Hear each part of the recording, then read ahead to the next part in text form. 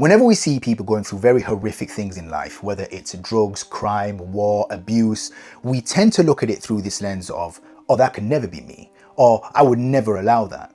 But the thing is, it really could be you, and you really could allow that. I've been reading this book by Hannah Arendt called Eichmann in Jerusalem, and it's centered around the trial of former Nazi leader Adolf Eichmann, who was extradited to Israel to stand trial for crimes against humanity. And Hannah and a lot of the Jewish community at the time in Israel were sort of taken aback by Eichmann when they saw him in court for the first time, because they were a bit underwhelmed. Like, in front of them was this man who committed heinous crimes against humanity, but there was nothing remarkable about him. He just looked like a typical bureaucrat.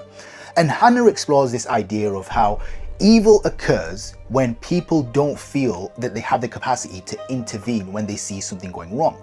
Like, just look at it on a micro level in your own life. You might have family members, friends who you know their behavior infringes on other people, right? It has very negative consequences on people, but you don't intervene because you think, oh, what's the point? This is what he's like. You know what I mean? You don't want to go against the grain.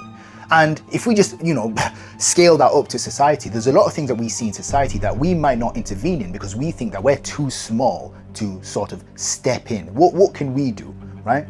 And Hannah explores this idea that all human beings have the capacity of evil and bad behavior. There's nothing that is sort of like erroneous in bad things happening, or he's a bad egg, or he's just, he's just gone through a bad time. No, we all have the capacity, but we all have to take collective responsibility.